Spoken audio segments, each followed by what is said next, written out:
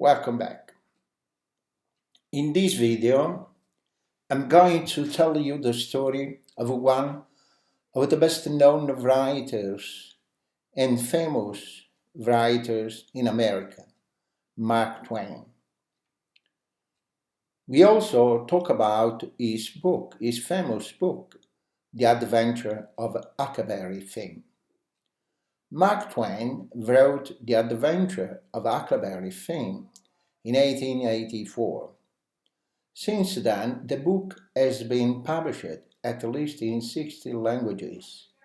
Some people say it is the best book ever created by an American writer. American students still read The Adventure of Huckleberry Finn, and parents, teachers, and literary experts still debate the issue discussed in the book. The writer who became Mark Twain was born Samuel Longhorn Clemens in 1835. He grew up in Hannibal, Missouri, on the Mississippi River. After his father died in 1847, young Samuel went to work as an assistant to a publisher. 10 years later, he became a pilot on a steamboat that sailed on the Mississippi. He heard the riverboat workers call out the words, "Mark Twain." That was a measure for the depth of water. In 1861, the American Civil War put an end to steamboat traffic on the Mississippi.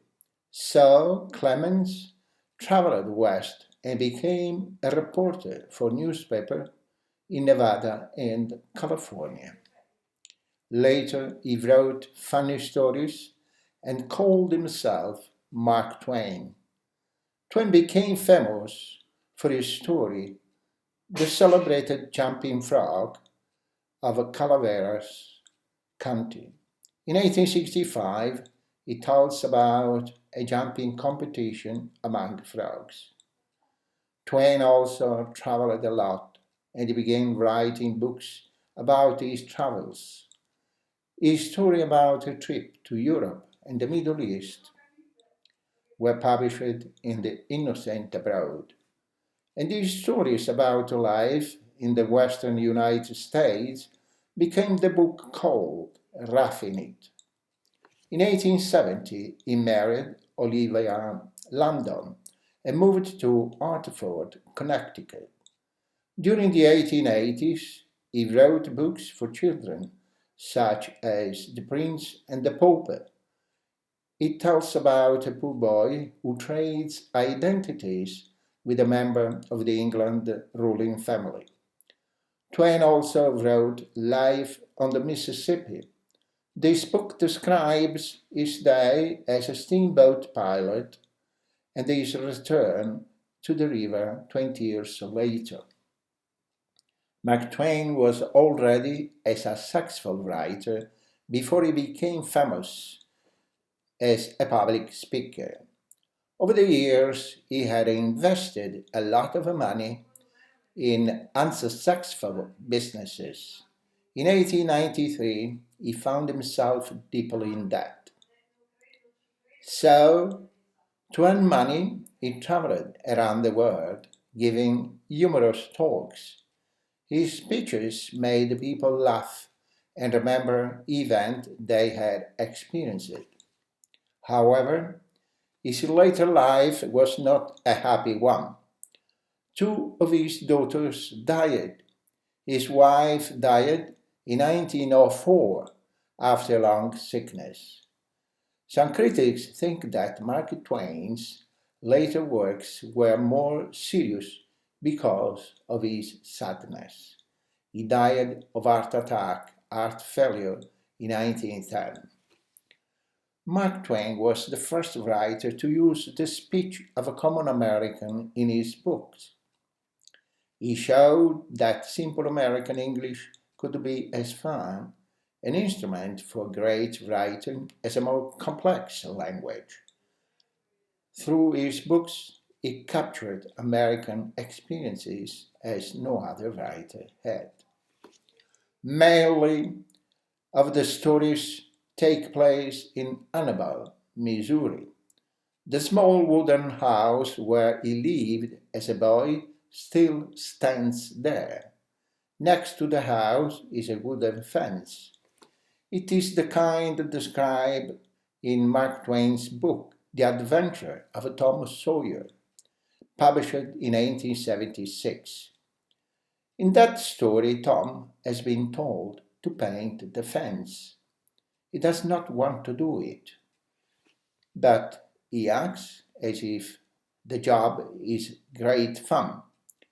He tricks other boys into believing this. His trick is so successful that they agreed to pay him money to let them finish his work. The Adventure of Tom Sawyer is considered one of the best books about an American boy's life in the 1800s. Tom Sawyer, good friend of Huckleberry or Huck Finn. Mark Twain tells this boy's story in The Adventure of Huckleberry Finn. Huck is a poor child without a mother or home. His father drinks too much alcohol and beats him. Huck's situation has freed him from the restrictions of a society. He explores in the woods and goes fishing. He stays out all the night and does not go to school. He smokes tobacco. Axe runs away from home. He meets Jim, a black man who had escaped from slavery. They travel together on a raft made of wood down the Mississippi River. Axe describes the trip. It was lovely to live on the raft. Other places seemed to cramp it up and smoldery, but a raft don't. You feel mighty free and easy and comfortable on a raft. Sometimes we'd have that whole river to ourselves for the longest time. We had the sky up there, all speckled with stars, and we used to lay on our backs and look up at them and discuss about whether they was made or only just happened. Jim, he allowed they was made, but I allowed they happen. I judge it would have took too long to make so many. Mark Twain started writing Huckleberry Finn as a children's story, but it soon became serious. The story tells about the social evil of slavery seen through the eyes of an innocent child. Huck's ideas about people were formed by the white society in which he lived, so at first he does not question slavery. Huck knows that important people believe slavery is natural, the law of God. So he thinks it is his duty to tell Jim's owners where to find him. Here is part of the story after Huck decides he must do this. I felt good and all washed clean of sin for the first time I had ever felt. And I know it.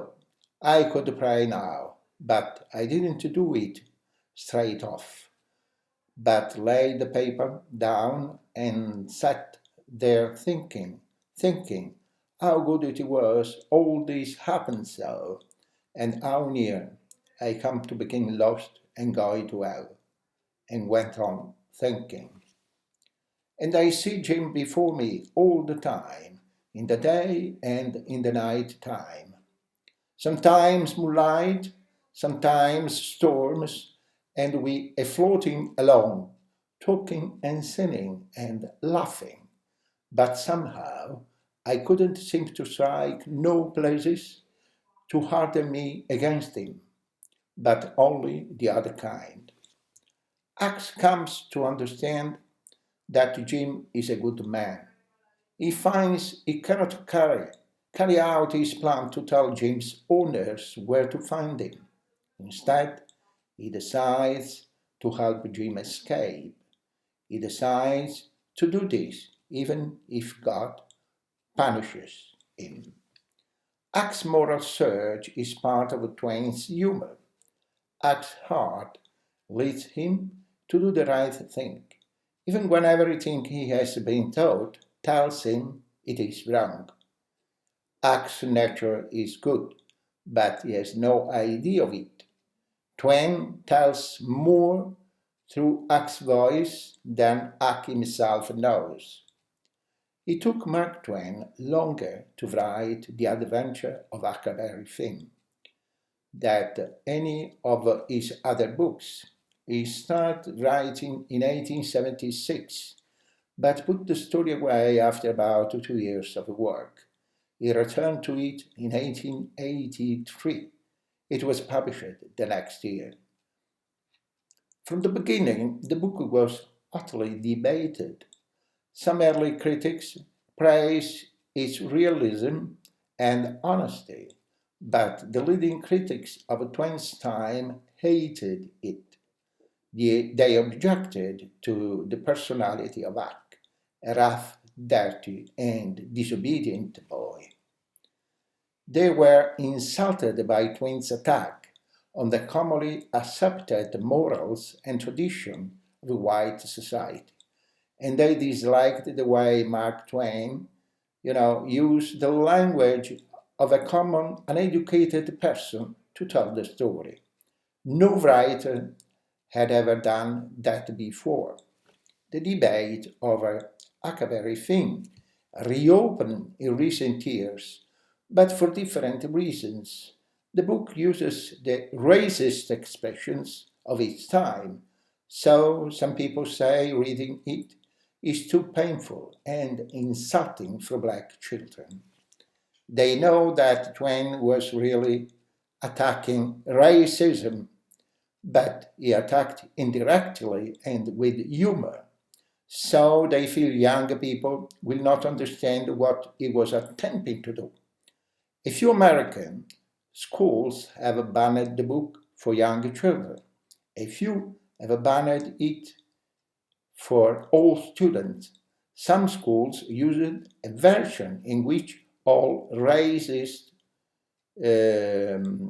words have been removed. Other people say younger people can understand. Huckleberry Finn, if they study it with a good teacher, they say the book remains one of the best denunciations of racism ever written. There is no longer any debate about the importance of the adventure of Huckleberry Finn in American literature. In 1935, Ernest Hemingway wrote, "All modern American literature comes from one book by Mark Twain called Huckleberry Finn. There was nothing before, and there has been nothing as good since." And this is the story of Mark Twain. Thank you for watching. See you next time. Bye-bye.